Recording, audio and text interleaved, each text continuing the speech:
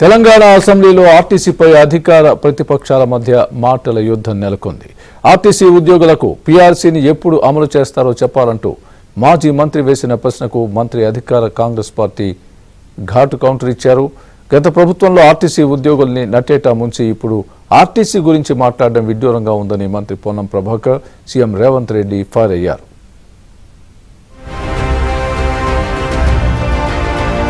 Telangana assembly సమావేశాలు వాడివేడిగా కొనసాగుతున్న ఆర్టీసీపై నిర్వహించిన సమావేశంలో అధికార ప్రతిపక్షాల మధ్య మాటల యుద్ధం నెలకొంది. ఆర్టీసీ ఉద్యోగులను ఎప్పటిలోపు ప్రభుత్వ ఉద్యోగులుగా ప్రకటిస్తారని ప్రతిపక్షాలు నిలదీయడంతో ఆర్టీసీని నిర్వీర్యం చేసి మొసలు కన్నీరు కారుస్తున్నారని అధికార పక్షం ఎదురుదాడి చేసింది. దీంతో అసెంబ్లీలో యుద్ధ వాతావరణం నెలకొంది. తెలంగాణ అసెంబ్లీలో ఆర్టీసీ కార్మికుల అంశంపై మంత్రి పొన్నం ప్రభాకర్, బీఆర్ఎస్ ఎమ్మెల్యే హరీష్ రావు మధ్య స్వల్ప వాగ్వాదం జరిగింది.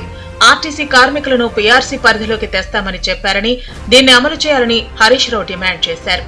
ఆర్టీసీ విలీనంపై ఎప్పట్లోగా అపాయింట్మెంట్ డేట్ ప్రకటిస్తారో చెప్పాలన్నారు. అలాగే కార్మికుల యూనియన్ పునరుద్ధరణ ఎప్పుడు చేస్తారో స్పష్టంగా చెప్పాలని ప్రశ్నించారు. ఆర్టీసీకి నిధులు ఇవ్వటం లేదని, ప్రభుత్వం ప్రకటనలకు మాత్రమే పరిమితం చేస్తుందని హరీష్ రావు ఆరోపించారు. గత ప్రభుత్వంలో కొనుగోలు చేసిన బస్సులను కాంగ్రెస్ ప్రభుత్వం ప్రారంభించిందని ఎద్దేవా చేశారు.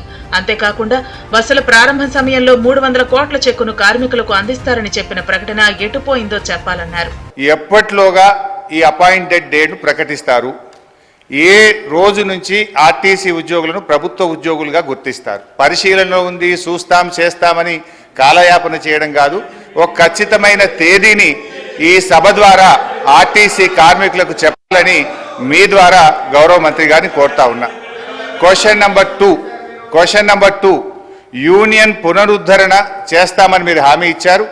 ఆ యూనియన్ పునరుద్ధరణ ఎప్పట్లోగా చేస్తారు? ఈ మధ్య మాకున్న సమాచారం ఏంటంటే ప్రభుత్వం నుంచి యూనియన్ పునరుద్ధరించేది లేదు అని మీరు ఉత్తర్వులు ఇచ్చినట్టుగా మా దృష్టికి వచ్చింది.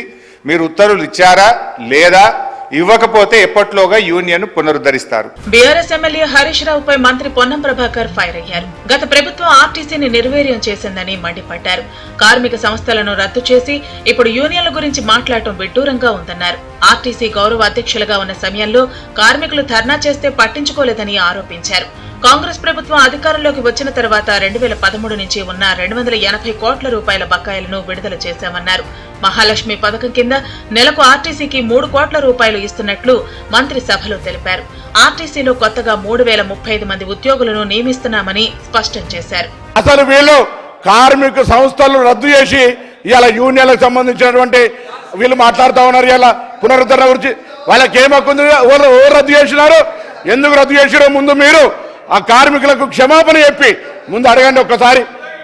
మీరు యూనియన్లు రద్దు చేసి మీరు ఆర్టీసీ గౌరవ అధ్యక్షులు మీరు మీ కుటుంబ సభ్యులు ఉండి వాళ్ళు అన్నమో రామచంద్ర అంటుంటే కూడా చచ్చిపోతే కూడా 50 రోజులు సమ్మె పట్టించుకొని మీరు ఒక్క బస్సు కొనే అధ్యక్ష 10 సంవత్సరాలుగా గౌరవ ముఖ్యమంత్రి గారు మా ప్రభుత్వం వచ్చిన తర్వాత బరాబరిగా ప్రభుత్వం బస్సులు కొన్నది.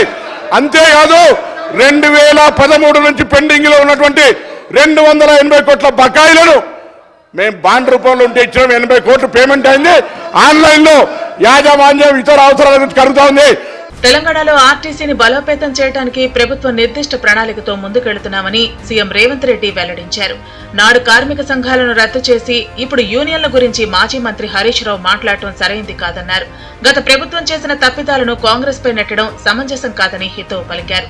సభను తప్పుదోవ పట్టించే విధంగా హరీష్ రావు వ్యవహరించడం కరెక్ట్ కాదంటూ సీఎం రేవంత్ రెడ్డి మండిపడ్డారు. ఒక నిర్దిష్టమైన ప్రణాళికతోని కార్మికులను ఆదుకోవాలని, ఆ సంస్థను బ్రతికించాలని, ఈరోజు ఆ సంస్థను ఆర్థికంగా బలోపేతం చేయాలి అని ఈరోజు అహర్నిశలు కృషి చేస్తుంటే వారు పదే వారి గతంలో ఆ కార్మిక శాఖకు గౌరవాధ్యక్షుడిగా ఉన్నారు.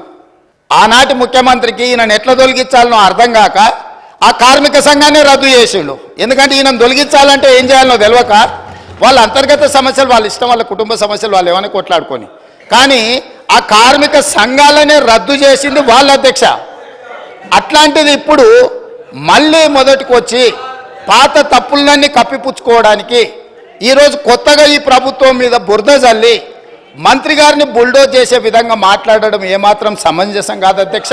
అధికార ప్రతిపక్ష నేతల మధ్య ఆర్టీసీ వ్యవహారంపై మాటల మంటలు కొనసాగాయి.